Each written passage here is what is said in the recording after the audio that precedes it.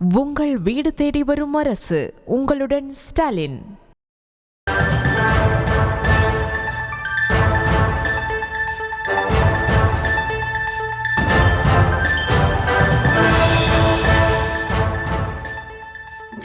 அண்மை செய்தியாக பார்த்து வருகிறோம். தருமபுரி மாவட்டம் உழவன்கோட்டாய் பகுதியில் அரசு பேருந்து மோதி சிறுமி பலியானது தொடர்பாக அங்கு சாலை மறியல் போராட்டமானது நடைபெற்று வருகிறது. இது தொடர்பான விவரங்களோடு இணைக்கிறார் எமது செய்தியாளர் வெற்றிவேல். வணக்கம். தொடர்ந்து சிறுமி பலியானது தொடர்பாக அங்கு சாலை மறியல் போராட்டம் நடைபெற்று வருகிறது. தற்போதைய சூழல் அங்கு எப்படி இருக்கு? மேலும் விவரம்.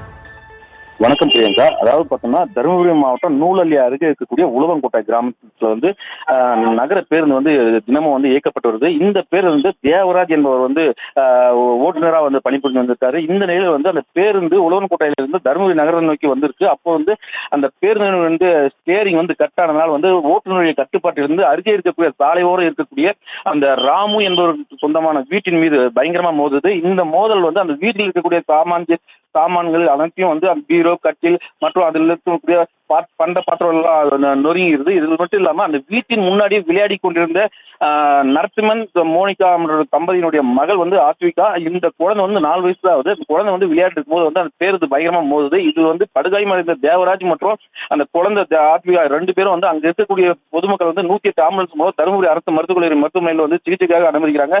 இந்த சிகிச்சையில் பலனளிக்காம ஆத்விகா என்ற சிறுமி உயிரிழக்கிறாங்க. இதனால ஆத்திரமடைந்த பகுதி பொதுமக்கள் அந்த கிராமத்தை, அதாவது கிராம சாலையா இருக்கக்கூடிய அந்த சாலையில மர துண்டுகளை சாலையில போட்டு அதாவது பாலடைஞ்சு போயிருக்க அந்த பேருந்துகளை மாற்றணும். அது மட்டும் இல்லாம அந்த குழந்தை இறந்து போன அந்த குழந்தைக்கு நீதி கிடைக்கணும்னு சொல்லி சாலை மறியல் போராட்டத்தில் ஈடுபட்டிருக்காங்க. இதனால அங்க பெரும் பரபரப்பா ஏற்பட்டது. இது சம்பந்தமா அதிமன்றக்கோட்டை காவல்துறையினர் வழக்கு பதிவு செய்து விசாரணை பண்ணிட்டு இருக்காங்க. இந்த பேருந்து, அதாவது நகரத்தில் இருக்கக்கூடிய பெரும்பாலான பேருந்துகள் காலாவதியா இருக்கிறதுனால அடிக்கடி இந்த விபத்துகளே இருக்கு. இதனால மாவட்ட நிர்வாகம் தலையிட்டு போக்குவரத்து துறைக்கு கடிதம் வைத்து இந்த நகர பேருந்துகள்லாம் மாற்றணும். அந்த குழந்தைக்கு உயிரிழந்த குழந்தைக்கு உரிய நீதி கிடைக்கணும் அப்படின்றதுனால சாலை மறியல் போராட்டத்தில் ஈடுபட்டிருக்காங்க. பிரியங்கா, விவரங்களுக்கு நன்றி வெற்றிவேல். உங்கள் வீடு தேடி வரும் அரசு. உங்களுடன் ஸ்டாலின்.